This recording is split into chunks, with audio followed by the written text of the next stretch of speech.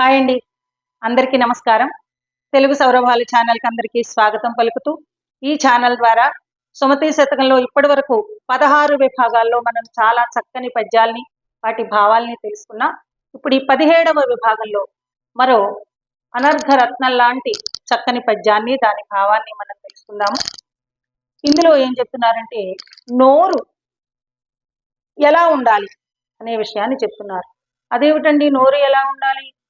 చక్కగా 2 పెదాలు ఉంటాయి, లోపల అన్నం తినడానికి మంచి మార్గం ఉంటుంది, రుచి చూడడానికి చక్కని నాలుక ఉంటుంది.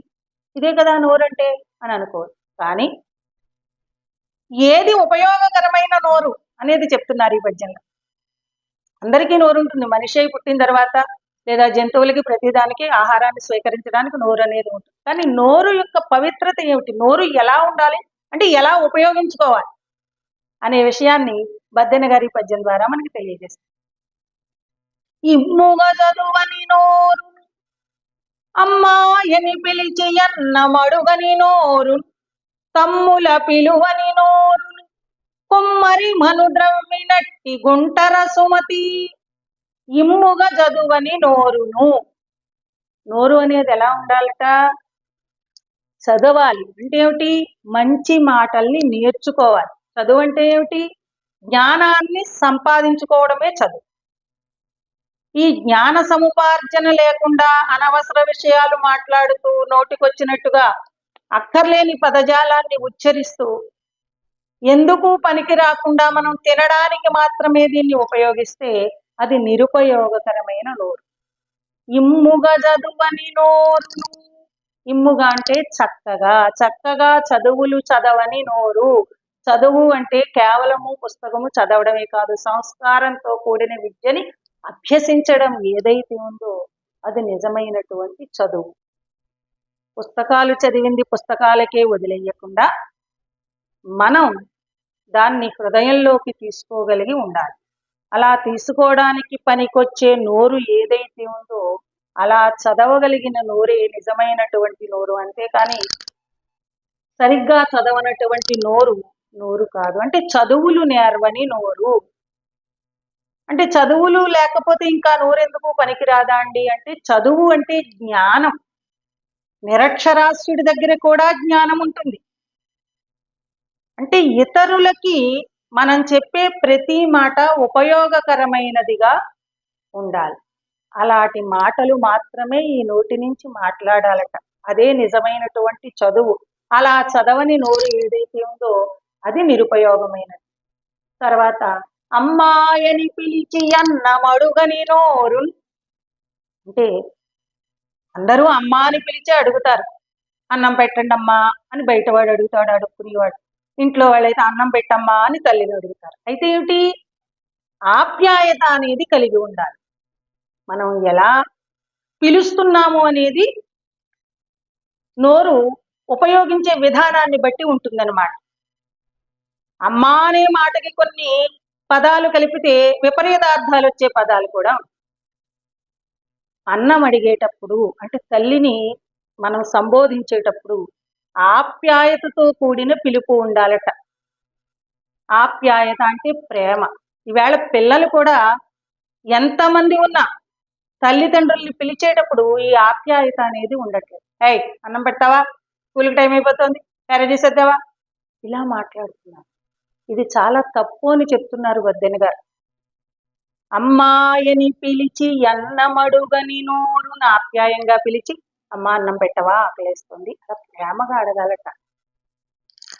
ఇలా అడగని నోరు నిరుపయోగం అని చెప్తున్నారు.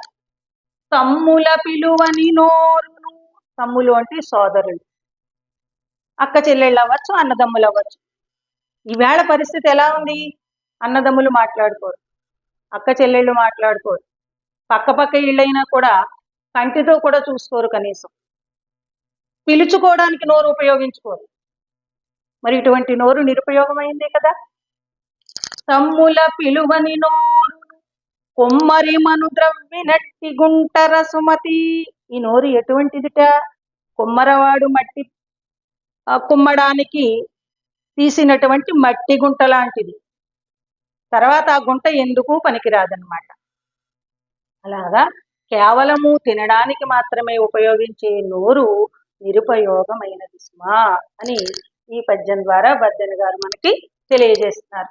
చక్కగా చదువులు చదవని నోరు, అమ్మాని ఆప్యాయంగా అమ్మని పిలిచి అన్నం పెట్టమని అడగని నోరు, తర్వాత అక్క చెల్లెళ్లను అన్నదమ్ముల్ని సోదరులను అంటే అన్నదమ్ముల్ని లేదా అక్క చెల్లెళ్ళని ప్రేమగా పిలవని నోరు కుమ్మరి తీసిన గుంట వంటిది అని బద్దెన గారు ఈ పద్యం ద్వారా మనకి తెలియజేస్తున్నారు.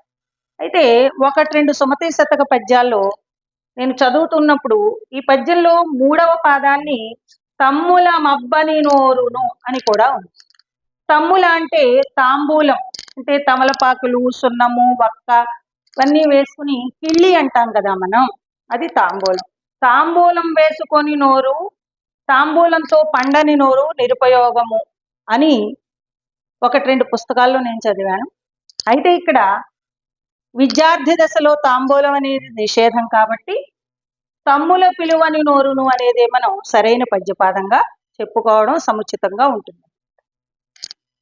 నేను చదివిన పుస్తకంలో ఒక పుస్తకంలో ఇలా కూడా ఉంది కాబట్టి పద్యంలో ఇలాగే చదువుతారని ఆశిస్తూ, ఇమ్ముగా చదువని నోరును అమ్మాయని పిలిచేయన్న మడుగని నోరున్ తమ్ముల పిలువని నోరును కొమ్మరిమను ద్రవ్వినట్టి గుంటర సుమతి. కాబట్టి నోరు అనేది ఎప్పుడు కూడా పవిత్రమైనదిగా ఉండాలి. చక్కని చదువులు చదవాలి, ఆప్యాయంగా అమ్మని పిలిచి అన్నం పెట్టమని అడగాలి. అన్నం పెట్టమనే కాదు, పద్యంలో అన్ని భావాలు సరిపోవు కాబట్టి అన్నం పెట్టమని ఆప్యాయంగా పిలిచి అడగండి అన్నారు. ఎప్పుడు పిలిచినా అమ్మనే కాదు, నాన్ననే కాదు, నాయనమ్మనే కాదు, తాతయ్యనే కాదు, ఇతరుల్ని కాదు, ఎవరిని పిలిచినా నీ నోటి నుంచి వచ్చే పలుకు ప్రేమతో కూడినదై ఉండాలి.